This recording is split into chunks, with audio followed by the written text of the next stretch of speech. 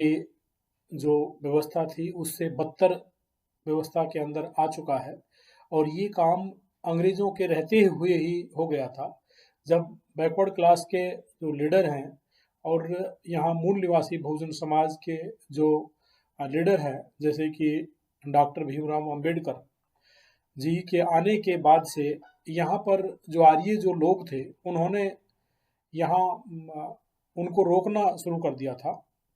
और यही कारण है कि आज हम देखते हैं कि जो उनकी जो हरकतें थी, जो करतूतें थी अंग्रेज़ों के टाइम से कि डॉक्टर अंबेडकर को रोकना और जो डॉक्टर अंबेडकर यहाँ पर भारत के लोगों के लिए हक और हकूक़ मांग रहे थे और जो यहाँ के लोगों की आज़ादी की बात कर रहे थे, उसको नज़रअंदाज किया गया और अंग्रेज़ों के जाने के बाद से वही आर्य जो लोग हैं और वो आर्यों की जो टुकड़ियाँ हैं, वो इतनी संगठित और आज इतनी ज़्यादा षड्यंत्रकारी हो गई हैं कि आज देखने को मिलता है कि जिस उद्देश्य से भारत के लोगों ने आज़ादी को प्राप्त किया था, वो उद्देश्य आज दूर-दूर तक नज़र नहीं आता है।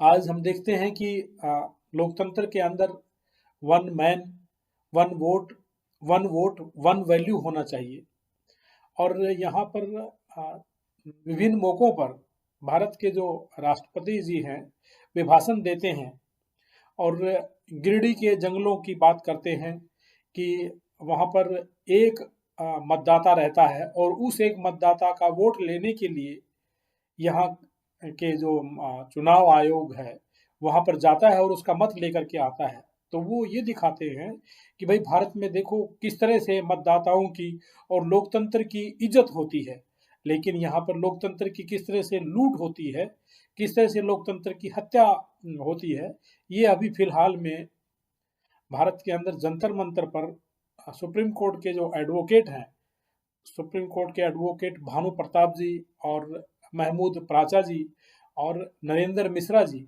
आदि सभी लोगों ने दिखाया है और उन्होंने ये दिखाया है कि भारत के अंदर जो इलेक्शन जो प्रोसेस है, जो वोटिंग की जो प्रक्रिया है, उसको किस तरह से हाईजैक कर लिया जाता है और उन्होंने बताया कि भाई जैसे जो बैलेट से चुनाव नहीं कराने के कारण से और ईवीएम के अंदर हेरा-फेरी होने के कारण से कैसे भारत का जो लोकतंत्र है, वो यहाँ पराजित हो गया है। और इस विषय के अंदर जो लोग अपने आप को ये कहते हैं कि भाई हम मेरिटोरियस लोग हैं, हम गांधीवादी लोग हैं, हम विवेकानंद के आदर्शों पर चलने वाले लोग हैं, स्वामी विवेकानंद के आदर्शों पर चलने वाले लोग हैं और हम भगवान देवताओं की जो विरासत है उसको आगे लेकर के आ रहे हैं। आज उनके मानने वाले जो लोग हैं, कृष्ण भक्त और राम भक्त, कहीं नज़र नहीं आते हैं, वो कहीं गायब हो रहे हैं। ऐसा लगता है कि उनकी बोलती बंद हो गई है। जब वो दिखा रहे हैं कि भाई किस तरह से यहाँ पर जो ये ईवीएम मशीन के अंदर ईवीएम मशीन के जो का जो पार्ट है वीवीपीटी वोटर वेरिफाइबल पेपर ट्रेल, उसके अंदर किस तरह से जो सफ़ेद शीशे की जगह से काला शीशा लगा दिया जाता है और यहाँ पर 15 सेकंड दिखने वाला जो चित्र है, वो 7 सेकंड के लिए दिखता है और कैसे वोटों की चोरी हो जाती है। इस तरह का जो डेमोन्स्ट्रेशन उन्होंने जंतर-मंतर पर दिया और यही डेमोन्स्ट्रेशन जो है, वो भारत के चुनाव आयोग को दिखाना चाहते थे, जो कि उनको आने भी नहीं दिया। इसी तरह से उन्होंने भारत का जो सुप्रीम कोर्ट है, उसके जो चीफ जस्टिस है उनको दिखाना चाहा, लेकिन वो भी नहीं होने दिया। अब उनका ये प्रण है, जो यहाँ पर जो ईवीएम हटाओ और बैलेट लाओ, संयुक्त मोर्चा का प्रण है कि वो प्रधानमंत्री जी से मिल करके ये बातें करना चाहते हैं। अभी उनका 25 फरवरी 2023 को ये प्रोग्राम होना है और यहाँ बहुजन समाज के जो लोग, जो अम्बेडकरवादी जो लोग हैं, जो अंग्रेज़ों के टाइम से यहाँ पर जहाँ गांधीवादियों से और यहाँ कांग्रेस पार्टी और दूसरे जो यहाँ पर संघी जो लोग हैं, उनसे अपने अधिकार मांग रहे थे, वही लोग अब इकट्ठे होकर के यहाँ प्रदर्शन कर रहे हैं। इसी तरह से जो बामसेफ है और भारत मुक्ति मोर्चा के जो अध्यक्ष हैं वामन मेश्राम जी, उन्होंने भी 31 मार्च कोई ज़बरदस्त यहाँ पर प्रदर्शन किया, लेकिन यहाँ पर शासन प्रशासन की कानों पर जूं नहीं रेंगती। ये कौन लोग हैं जिनकी कानों पे जूं नहीं रेंगती है और यहाँ पर इतने बड़े मूवमेंट को नजरअंदाज कर रहे हैं? ये वही लोग हैं जो कि अंग्रेजों के रहते हुए यहाँ पर भारतीयों को रोक रहे थे। बैकवर्ड क्लास, शेड्यूल कास्ट और मुस्लिम लोगों का जो जीवन है जो दुर्भर बनाए हुए थे और उनको रोक रहे थे और उनके अधिकारों के लिए उनको टाल रहे थे। आज ये लोग खुल करके आगे आ गए हैं कि ये लोग यहाँ पर किस तरह से अंग्रेजों के जाने के बाद से और यहाँ पर बेईमानियां करके शासन प्रशासन में बने रहे और भारत को पीछे धकेलते रहे। अंग्रेजों ने तो यहाँ पर हर 5 साल में 10 साल में एक रेगुलर रूप से और एक अच्छे तरीके से रिफॉर्म किए हैं। यहाँ पर जो जनमानस है उनकी भागीदारी उन्होंने विधानसभाओं में और लोकसभाओं में प्रदान की और उन्होंने यहाँ पर इंस्टीट्यूट्स बनाए, पब्लिक के जो वेलफेयर जो इंस्टीट्यूट हैं, एजुकेशनल इंस्टीट्यूट्स हैं, हॉस्पिटल्स हैं, वो उन्होंने बनाए। लेकिन आज आर्यों ने, गांधीवादियों ने, हिंदुओं ने क्या किया? उन्होंने वो किया कि यहाँ पर जो अंग्रेजों के बनाए हुए जो इंस्टीट्यूट्स थे, चाहे वो एजुकेशनल इंस्टीट्यूट हो, चाहे यहाँ पर वो हॉस्पिटल्स हों और दूसरे इंस्टीट्यूट्स हों, उनका नाम चेंज किया। उन्होंने सिर्फ नाम चेंज किया, लेकिन उन्होंने नए इंस्टीट्यूट नहीं बनाए। आज यहाँ पर देख रहे हैं कि जो गांधीवादियों की जो बड़ी ईमानदार पार्टियां हैं, वो कहते हैं कि भाई हम मोहल्ला क्लिनिक बनाएंगे, लेकिन वो मोहल्ला अस्पताल बनाने का नाम ले लेते। उनसे पूछो मोहल्ला अस्पताल कब बनाओगे तुम, तो उनकी बोलती बंद हो जाती है। दिल्ली देश की राजधानी के अंदर आज जो अंग्रेजों के बनाए हुए अस्पताल है, वहां पर कीड़नाल की तरह से लोग चलते हैं और यहाँ पर लोगों का जीवन जो है वो नरकीय जीवन हो गया है। इसी तरह से यातायात भी यहाँ पर ऐसा ठप हो जाता है कि शाम को कभी भी हाईवे के ऊपर जा करके देखो 6 बजे 7 बजे के बाद कि वहाँ पर गाड़ियाँ खराब हो जाती हैं और लोगों का जो आना जाना है वो इतना दुर्भर हो जाता है कि लोग यहाँ कुछ कह तो पाते नहीं है, लेकिन लोगों का जो जिंदगी है वो नरकीय जिंदगी बनी हुई है। ये सब इसलिए हो रहा है क्योंकि यहाँ पर जो मनुवादी जो लोग हैं, हिंदूवादी जो लोग हैं, आर्य विदेशी जो लोग हैं, अल्पजन जो लोग हैं, ये लोग यहाँ पर सत्ता में बैठे हैं और इन्होंने कभी भी पेरिफेरी को विकसित नहीं होने दिया। इन्होंने गांव देहातों के अंदर डेवलपमेंट नहीं होने दिया और जो इलाके जहाँ पर खनिज पदार्थ हैं, जहाँ पर इतने रिसोर्सेज हैं, मिनरल्स हैं, उन स्टेट्स को भी इन्होंने डेवलप नहीं होने दिया और वहाँ से मिनरल्स निकाल करके ये अपने हिसाब से शहरों के पास में लाते रहे और वहाँ की इंडस्ट्री को इन्होंने डेवलप किया और बाकी इलाकों को डेवलप नहीं किया। तो फिर आज पलायन हो गया है, गांव देहात से लोग शहरों के अंदर आ गए हैं और जो अमीर जो लोग थे, जो कुछ एफ्लुएंट क्लास के जो लोग थे, उनके जो बच्चे हैं आज विदेशों में जा करके अध्ययन करते हैं और ये दिन रात बांग मारते हैं कि हमने इतने स्कूल खोल दिए, इतने कॉलेज खोल दिए, इतने अस्पताल खोल दिए, लेकिन जो धरातल पर कुछ नहीं है। ये सिर्फ हुडविंकिंग कर रहे हैं, ये सिर्फ आईवास का काम कर रहे हैं और इनके अंदर कोई मेरिट नहीं है।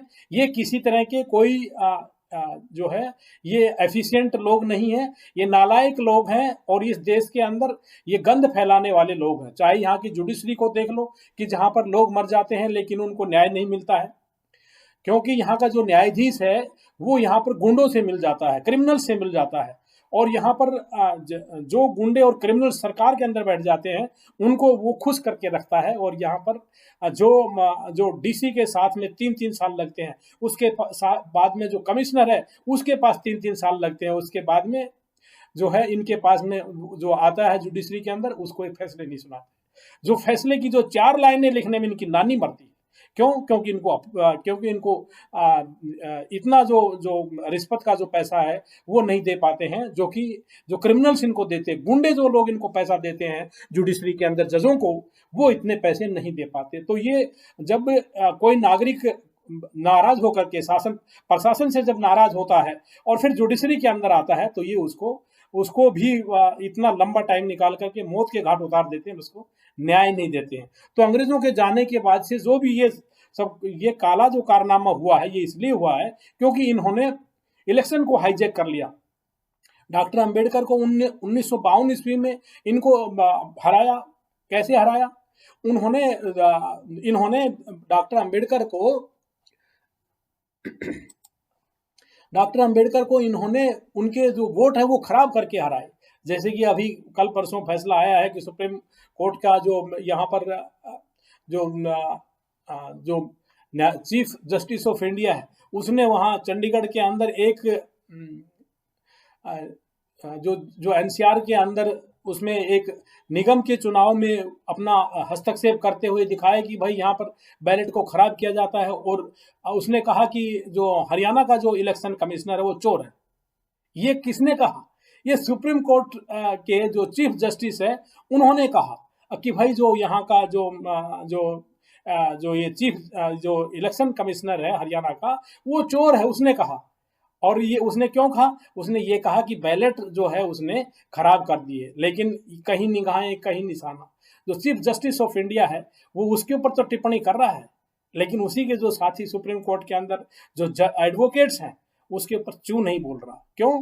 क्योंकि उसकी उत्पत्ति भी ऐसी हुई है। भारत के अंदर जो चीफ जस्टिस ऑफ इंडिया है उसकी उत्पत्ति भी ऐसे ही हुई है। ये सब एक ही लोग, एक थाली के चट्टे बट्टे लोग हैं, ये कोई सुधार नहीं करना। वो ये इशारा करना चाहता है कि बैलेट को खराब कर दिया जाता है, बैलेट के अंदर स्याही डाल दी जाती है, बैलेट बॉक्स चोरी कर लिए जाते हैं। तो ये बदमाश लुटेरे आर्य जो लोग हैं ये इस देश के लोकतंत्र को बहाल होने नहीं देना चाहते हैं। और जब सुप्रीम कोर्ट के एडवोकेट उनसे मिलते हैं तो वो कोई टिप्पणी नहीं देते, लेकिन छोटे से चुनाव के अंदर और छोटी सी घटना के अंदर वो इतना बड़ा अपने आप को दिखाते हैं कि इनसे बड़े तो कोई देशभक्त है ही नहीं। तो सुप्रीम कोर्ट का जो चीफ जस्टिस है या भारत का इलेक्शन कमिश्नर है, और दूसरे जो यहाँ पर जो यहाँ की जो राजनीतिक पार्टियां हैं, आर्यों की जो पार्टियां हैं, ये सारे के सारे एक ही लोग हैं। ये भारत के लोकतंत्र को बहाल नहीं होने देना चाहते, क्योंकि ये संख्या में कम है और ये साइकोपैथ सत्ता में रहना चाहते हैं, मगर सत्ता के इनका मन नहीं लगता है। इनको जो है जो दूसरी जो चीजें हैं वो इनको रास नहीं आती है, इसलिए भारत के लोकतंत्र की ये हत्या किए हुए हैं। और जो मेजोरिटी में जो लोग हैं, बहुजन जो लोग हैं, उनको इन्होंने हाशिए पे लाया हुआ है। भारत के अंदर जो मेरिटोरियस जो लोग हैं इनको उन्होंने खुड्डे लाइन लगाया हुआ, और इनके जो लोग हैं इनको पलम पोस्टिंग दे दे करके पूरे इन्होंने इनके पास में अकूत धन संपत्ति इकट्ठी करके दी हुई है, और जिसको बोलते हैं साइफनिंग की हुई है। इन्होंने मनी लॉन्ड्रिंग का जो करके रखी हुई है। और यही जो लोग हैं, जो 3, 4, 5%, 10, 15% जो लोग हैं इस देश के अंदर, वो यहाँ पर सत्ता पे बने हुए हैं। लेकिन भारत की अब जनता ने ठाना है कि भाई इन लोगों को हराना है, और इन लोगों को हराना है। और ये लोग, ये जो मूवमेंट है, ये सुप्रीम कोर्ट के एडवोकेट्स का मूवमेंट है, और भारत के जो भूजन जो लोग हैं उनका मूवमेंट है। साथ में धीरे धीरे जो पॉलिटिकल पार्टियां भी आ रही है, उनका जो ये मूवमेंट है, ये मूवमेंट आगे तक चलेगा, और ये मूवमेंट बड़ा बनेगा। जब तक भारत के अंदर वोटों की चोरियां रुक नहीं जाती हैं, जब तक यहाँ का जो जो चीफ इलेक्शन कमिश्नर है जो सरेंडर नहीं कर देता है, अपनी गुंडागर्दी और अपनी जो जो जो बेहुदा जो हरकतें हैं उनको बंद नहीं कर देता है, यहाँ पर सब लोगों को इलेक्शन में भागीदारी नहीं होने देना चाहता है, और जब तक उनको सबको शामिल नहीं कर लेता है तब तक ये मूवमेंट रुकने वाला नहीं है। आज हर चीज आधार कार्ड से जुड़ी है, लेकिन वोट नहीं जुड़ा है। क्यों? क्योंकि वोट की चोरी करनी है। जो उसके आका है उनको जिताना है। आज खबर आ रही है कि भाई हर प्रांत के अंदर करोड़ों करोड़ों की संख्या के अंदर वोट काट दिए जाते हैं। अभी लोकसभा का चुनाव हो रहा है, सुना है कि वाराणसी के अंदर कई करोड़ जो मतदाता है उसको हटा दिया गया है, और वहां पर बोगस वोट बने हुए हैं। और इसी तरह से हम देखते हैं कि जब गाँव से जो लोग 2 जून की रोटी कमाने के लिए, अपनी शिक्षा लेने के लिए या कुछ छोटा मोटा काम करने के लिए शहर में आ जाते हैं, तो उनकी जो है उनकी वोट कट जाती है, उनको वोट डालने का उनका राइट खत्म हो जाता है। तो इस तरह से भारत जो है, ये बात कोई गलत नहीं है कि भारत को इन लोगों ने भाई स्नेक्स और स्कॉर्पियंस का जो देश बना के रखा है। जो आर्य जो लोग हैं भारत को विकसित नहीं होने देना चाहते हैं, और यहाँ पर उसको सभ्य और शिक्षित बनने नहीं देना चाहते हैं, क्योंकि वो खुद असभ्य और बर्बर किस्म के लोग हैं। लेकिन जो ये अभी मूवमेंट छिड़ा है कि भाई भारत की डेमोक्रेसी को बचाया जाए, one man one vote one value को इस देश के अंदर बहाल किया जाए और बैलेट से चुनाव कराया जाए, तो ये तो मूवमेंट एक अच्छा मूवमेंट है। क्यों? क्योंकि बैलेट से जो चुनाव है वो एक सिंपल चुनाव होता है, और वो सभी की समझ में आता है।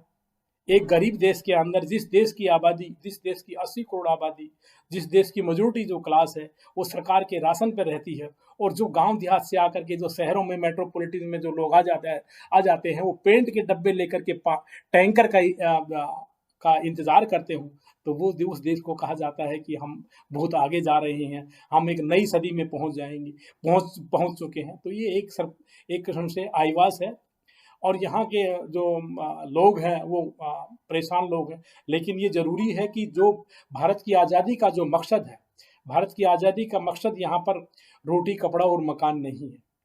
भारत की आज़ादी का मकसद है यहाँ पर लोगों की भागीदारी होनी चाहिए, लोगों का पार्टिसिपेशन होना चाहिए, लोगों को जो पॉलिटिकल जो पावर है उसके अंदर शेयर मिलना चाहिए, और पॉलिटिकल पावर के अंदर शेयर लेने के लिए बहुजनों को आगे आना पड़ेगा, भारतीय लोगों को आगे आना होगा। जो आर्य जो बदमाश किस्म के जो लोग हैं, लुटेरे जो लोग हैं, भगवान देवता के नाम में यहाँ पे लोगों को बहका लेते हैं, विशेषकर जो यहाँ की महिलाएं हैं और दूसरे जो लोग हैं जिनको जनरल कास्ट के नाम में बहका लेते हैं, और उन्हीं लोगों को भगवान देवताओं का लॉलीपॉप दे देते हैं। लेकिन वैसे तो लोग अब नास्तिक बन गए हैं, लोग भगवान देवताओं को लात मार मार के अस्पतालों में जा रहे हैं, औषधालयों में जा रहे हैं, और अपना मतलब कि काम खुद करने लगे हैं। वो आज भगवान देवता की इंतजार नहीं करते, वो भाग्य भगवान में विश्वास नहीं करते। लेकिन यहाँ पर वो कहावत है ना कि रांड तो रंडापा काटना चाहती है, लेकिन रंडवे नहीं काटने देना चाहते। ये जो आर्य जो लोग हैं, ये शासन प्रशासन में बैठ करके, ये ब्यूरोक्रेसी में आ करके और पॉलिटिक्स में आ करके भगवान देवता का लॉलीपॉप चुसवाना चाहते हैं, लोगों को चूसना चाहते हैं, चुसवाना चाहते हैं। कहने का तात्पर्य है लोग तो वैज्ञानिक बन रहे हैं, वास्तविक बनने हैं, लेकिन ये जो दलाल और भड़वे जो लोग हैं, आर्य जो लोग हैं, ये उन लोगों को आज भी आस्तिकता के जो है गटर में डाल देना चाहते हैं। लेकिन अब लोग जो हैं वो रुकने वाले नहीं हैं, लोग वैज्ञानिक और वास्तविक बन रहे हैं, और लोग चाहते हैं कि भाई हमारा भी वोट बनवा दो, हमें भी वोट डालने दो। आज हम गांव देहात छोड़ करके शहरों में आए हैं, तो वहाँ पर हमको भी वोट का अधिकार है, और ये जो बैलेट से चुनाव होने दो, बैलेट से जो वोटों की जो जो चोरियां जो वो रुकती हैं, कि आप क्या पकड़ नहीं सकते हो कि कौन बैलेट से कि बैलेट को उठा लेता है। वे कौन लोग हैं जो बैलेट बॉक्स की चोरी करते हैं? ये इन्हीं के दलाल लोग हैं, इन्हीं के गुर्गे हैं। जो सत्ता में बैठे हुए जो लोग हैं, शासन प्रशासन में बैठे हुए लोग हैं, ये उन्हीं के गुर्गे हैं कि जो बैलेट को चुराते हैं और ये बैलेट के अंदर स्याही डालते हैं। क्योंकि ये डलवाते हैं, इनकी संख्या थोड़ी है, तो इनको एक ऐसा हथकंडा और ऐसा षड्यंत्रकारी तंत्र चाहिए जो कि अब चल रहा है। यही षड्यंत्रकारी जो तंत्र है, ये भारत को जो है आज़ाद नहीं होने दे रहा है। जो अंग्रेजों के जाने के बाद से और जब से जो बात जो बनी थी कि जो अब बहुजन महत्वाकांक्षी हो गया है, उसको भी सत्ता में हिस्सा चाहिए, वो बात अब आगे अब और बढ़ेगी। और ये जो बदमाश और गुंडे जो लोग हैं, जो यहाँ पर जो अल्पजन जो लोग हैं, आर्य जो लोग हैं, हिंदूवादी मानसिकता के जो लोग हैं, या भगवानी देवताई जो लॉलीपॉप देना चाहते हैं, और तरह तरह के जो भगवान देवताओं को ला करके यहाँ पर उनके नाम से गंध फैलाते हैं, यही लोग अपने गुर्गों की सहायता से जो बैलेट बॉक्सों को खराब करते हैं, उनकी चोरियां कराते हैं। जो देश बैलेट बॉक्स की रक्षा नहीं कर सकता, वो देश कहता है मैं बॉर्डर की रक्षा करूंगा, मैं इंडो पाक बॉर्डर की रक्षा करेंगे, ये लोग इंडो श्रीलंका की रक्षा करेंगे, इंडो बंगाल की रक्षा करेंगे। तो ये क्या रक्षा खाक करेंगे? जो देश अपने बैलेट बॉक्स की रक्षा नहीं कर सकता है और ऐसे गुंडों को पकड़ नहीं सकता है और उनको उनके शूट एंड साइट के ऑर्डर दे नहीं सकता है, तो ये सब आईवास है। इसलिए ये पहचानना जरूरी है कि ये लोग कोई मेरिटोरियस नहीं है, इन लोगों को कुछ नहीं आता है, ये ऊंची नहीं, ये लूची जातियां हैं। और लूची जातियों का मुकाबला जो करने के लिए लूचे होने की जरूरत नहीं है, बस थोड़ा सा इनसे अलग रह करके इनको भी थोड़ा सा सभ्य और शिक्षित बनाने की जरूरत है, इनको थोड़ा सा और मोटिवेट करने की जरूरत है। इनके अंदर भी मतलब कि अम्बेडकरवादी सोच के, काशीरामवादी सोच के और ज्योतिबा फूले वादी सोच के लोग पैदा होंगे, पैदा हैं। उनको उनको थोड़ा सा अपने साथ में लेकर के और हमें इस काम को आगे ले जाना है। और जो बैलेट की जो बात है उसको हमें प्रचारित करने की जरूरत है, क्योंकि आज आरटीआई लगाई गई है, सुप्रीम कोर्ट के अंदर आरटीआई का जिक्र किया गया। यहाँ पर चीफ इलेक्शन कमिश्नर के पास में आरटीआई लगाई गई, ईवीएम बनाने वाली जो बीईएल कंपनी है और जो दूसरी कंपनी है चिप बनाने वाली कंपनी है उसके पास आरटीआई लगाई गई और ये सब कुछ दिखाया गया, डेमोन्स्ट्रेशन किया गया। उसके बावजूद भी बेशरम जो लोग हैं जो कहते थे कि हम लोग की कोई यदि एक वोटर भी रह जाता है तो उसका वोट लेने के लिए हम जाते, इतने मतलब कि संवेदनशील, अब इनकी पैंट गिल्ली हो रही है। तो ये जो बदमाश लोग हैं इनको बिल्कुल नंगा करना होगा और इसके लिए पूरे देश के अंदर माहौल बनाना होगा और इसके अंदर माहौल ऐसे ही बनाना होगा कि बूथ से लेकर के और ऊपर तक का यहाँ पर जितने भी जो पदाधिकारी लोग हैं जो संवेदनाएं रखते हैं उन सब लोगों को अपने वाहनों के माध्यम से इस मुद्दे को प्रचारित करना होगा, अपने भवनों पर लिखना होगा और अपने वाहनों पर लिखना होगा, जगह जगह इनको इनकी आंखों में डालना होगा क्योंकि जो दिखता है सो बिकता है, जो दिखेगा तभी इसका प्रचार होएगा और ये मुफ्त का प्रचार है। ये जिस तरह से भगवान देवताओं का प्रचार करते हैं, आर्य लोग जिस तरह से जब हम देखते हैं कि हम थोड़ा सा जाते हैं तो पेड़ के नीचे भगवान पड़े मिलते हैं, भगवान को रख दिया जाता है। इसी तरह से आपको भी वहाँ पर बैलेट रखना होगा, बैलेट की फोटो रखनी होगी, बैलेट के चित्र लगाने होंगे। यहाँ पर जो सार्वजनिक स्थान है वहाँ पर बैलेट लाओ भारत बचाओ ये चित्र लगाने होंगे, दफ्तरों में लगाने होंगे और जगह जगह लगाने होंगे, अपने वाहनों पर विशेषकर लगाना होगा और इसको फैलाना होगा जैसे कि ये भगवान देवताओं का प्रचार करते हैं। जिस वक्त हम सो रहे होते हैं तो ये बदमाश गुंडे लोग पेड़ों के नीचे, सार्वजनिक स्थानों के नीचे, लिफ्ट के अंदर, अफसर की टेबल के ऊपर ये लोग लिखते हैं, रखते हैं, भगवान को लिखते हैं, भगवान को दिखाते हैं। क्यों? क्योंकि जिस दिन हमारे दिमाग से निकल गया तो उस दिन से ही इनको डर लगने लग जाएगा। तो हम लोगों को इसी मुद्दे को इसी तरह से प्रचारित करना होगा जिस तरह से ये भगवान देवता को प्रचारित करते हैं और बार बार कहना होगा और जिस तरह से लोकतांत्रिक ढंग से और एक संवैधानिक तरीके से हम लोग काम करने लग रहे हैं इसी तरह से इस काम को और आगे बढ़ाना होगा। तो ये बदमाश एक दिन सरेंडर जरूर करेंगे। तो मैं तो सभी लोगों से यही अपील करता हूँ कि अपने इन भाइयों का साथ दिया जाए और यहाँ की जो राजनीतिक पार्टियां हैं बैकवर्ड्स की, शेड्यूल कास्ट की, मुस्लिम्स की और कुछ ऐसे भी लोग हैं जो कि गांधीवादियों के अंदर और जो दूसरे जो लोग हैं जो कहते हैं कि बहुत बड़ी विरासत है, बहुत बड़ी सनातन संस्कृति है, उसके अंदर कुछ अच्छे लोग साथ में आएंगे, उनको भी शर्म आएगी और ये जो मूवमेंट है ये आगे बढ़ेगा और भारत एक लोकतांत्रिक देश बनेगा, संवैधानिक देश बनेगा, इस देश का संविधान लागू होगा, लोकतंत्र लागू होगा। इसके लेकिन इसके लिए ये जो पहल है ये बहुजनों को ही करनी पड़ेगी, इन्हीं को इनिशिएटर और लीडर होना पड़ेगा। तो मैंने आपका बहुत ज़्यादा समय लिया है लेकिन ये कुछ बातें कहना जरूरी था। तो मैं इसके साथ आप सबको साधुवाद करता हूँ। सबको जय भीम, जय भारत, खुदा हाफिज। मैं डॉक्टर आर के बोध, सोशल एक्टिविस्ट, दिल्ली।